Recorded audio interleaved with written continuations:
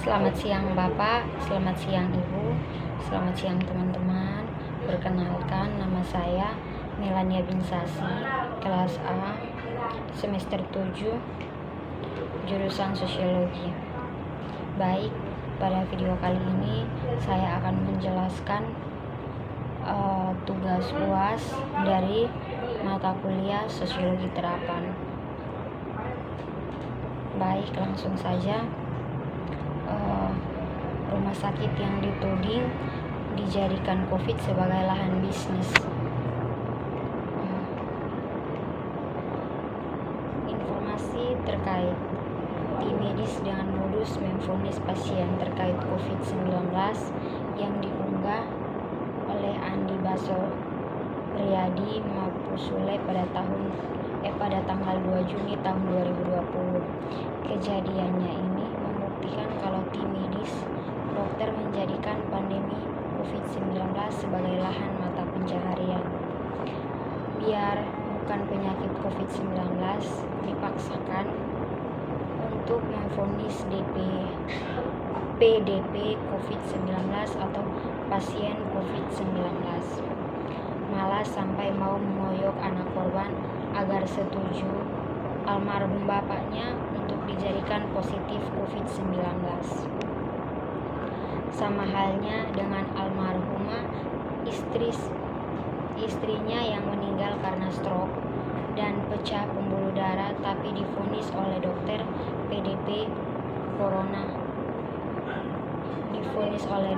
PDP COVID-19 dan akhirnya hasil swabnya menyatakan negatif COVID-19. Dan sampai sekarang jenazah almarhum istri masih di pekuburan khusus orang COVID. Padahal almarhumah istrinya tidak terkena COVID yang dibuktikan dengan hasil swab yang resmi. Ada apa sebenarnya di balik semua ini? Kecurigaannya mulai terbukti kalau semua ini hanya skenario untuk anggaran semata. Tidak ada yang boleh menahan kekuasaan Tuhan untuk membongkar kebenaran yang sebenarnya. Kemudian ada salah satu video yang diunggah di sosial media terkait salah satu anak dari almarhum yang menyatakan sikap bahwa akan disogok uang untuk para pasien ini dikeluhkan secara corona. Jadi dari pihak rumah sakit menyogok orang atau anak dari pasien tersebut untuk memasukkan daftar nama orang tuanya ke dalam data-data masyarakat yang terkena virus corona mendapatkan uang dari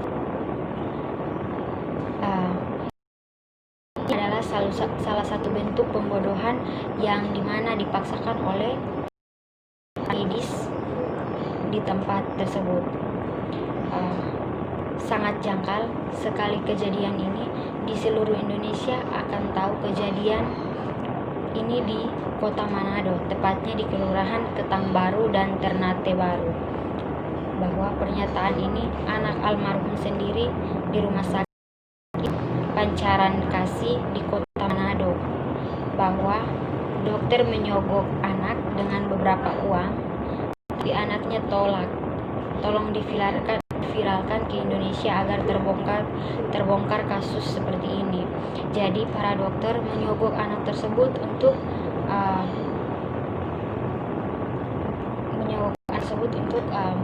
memasukkan namanya dalam data orang yang terdampak virus corona, padahal anak tersebut tidak terdampak virus corona. Nah, berarti ada dana corona dan dana tersebut cukup sangat besar, maka para medis memanfaatkan dana tersebut dengan cara menyogok anak atau virus corona.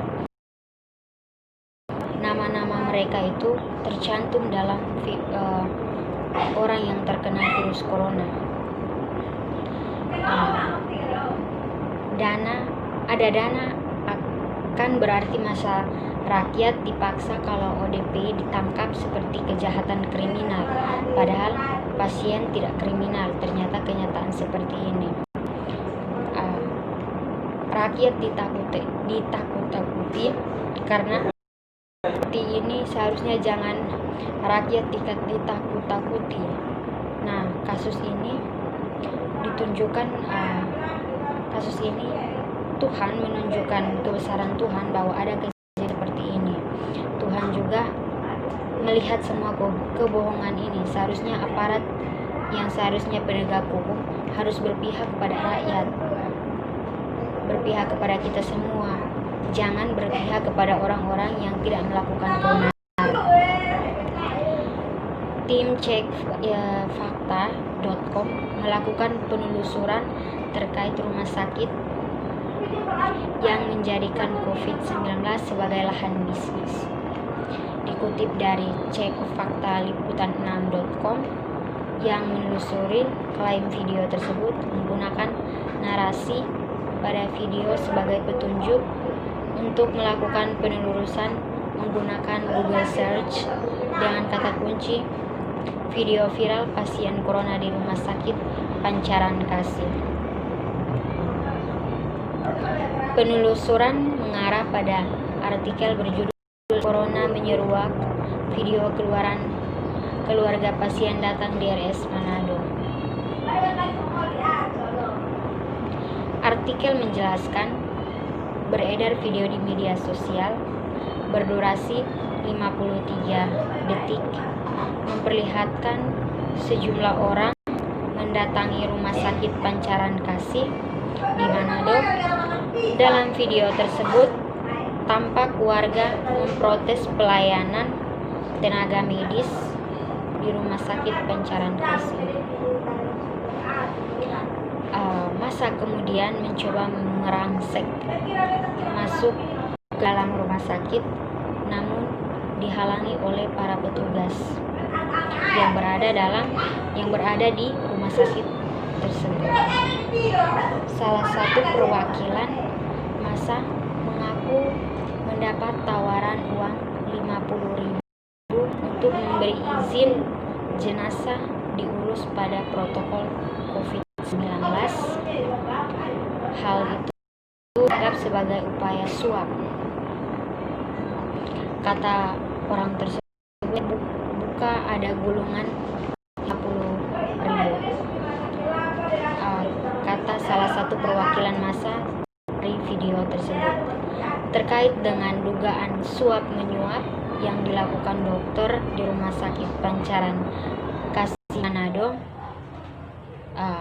Liputan 6 telah mengulas fakta. Dalam artikel tersebut, juru bicara gugus tugas 19 Provinsi Sulawesi Utara, Sulut Stephen Dandel mengatakan terkait isu pemberian uang dalam kasus tersebut, dalam SOP tidak ada kebijakan pemberian uang kepada keluarga. Yang dia tangkap dari penjelasan dokter Rumah Sakit Pancaran Kasih Manado, uang diserahkan kepada imam yang dipanggil pihak rumah sakit untuk memandikan dan mensyalatkan jenazah, bukan kepada keluarga. Nah, ini menjadi salah satu pertanyaan bagi kita. Apa tersebut memang dipakai untuk memandikan dan mensyalatkan jenazah, atau malah menyuap keluarga dari korban atau korban tersebut untuk dijadikan sebagai pasien yang terjangkit COVID-19, sehingga dana yang didapatkan dari rumah sakit yang diberikan oleh pemerintah semakin naik. Ini adalah salah satu masalah yang terjadi pada saat ini. Nah, Direktur Utama Rumah Sakit Pancaran Kasih, Dr. Randus Franky Kambey, menyatakan isu menawarkan uang sogok kepada keluarga pasien itu tidak benar, itu tidak dibenarkan. Katanya, saya atas nama direksi dan seluruh karyawan Rumah Sakit GMIM Pancaran Kasih turut berbelasungkawa atas kepergian almarhum yang meninggal di rumah sakit kami siang tadi. Setiap pasien yang masuk rumah sakit, baik ODP, PDP, dan positif COVID-19, langsung dinotifikasi ke gugus tugas Kota Manado dan Pemprov Sulut. Apabila pasien meninggal, juga diberitahu ke gugus tugas. Ada protokol yang dilakukan jika pasien meninggal, yakni protokol jenazah karena situasi wabah. Di RS kami yang meninggal ada pasien yang beragama Kristen, Protestan, Katolik, Muslim, Buddha, dan Hindu. Masing-masing ada penanganan sesuai agamanya. Kebetulan pasien beragama Muslim, jadi kami menggunakan fatwa MUI nomor 18 tahun 2020 tentang pedoman pengurusan jenazah muslim yang terinfeksi COVID-19. Di pasal 7 katanya disebutkan jenazah bisa dimandikan, dikafani, dan disyalatkan oleh pemuka agama yang beragama muslim. Pihak rumah sakit memberikan intensif kepada yang memandikan, mengkafani, dan mensyalatkan jenazah 500.000 per orang. Mengingat mereka menanggung risiko besar dalam hal tertular, maka juga harus menggunakan APD level 13. Yang berikutnya menyangkut soal klaim dana COVID-19 di rumah sakit tersebut.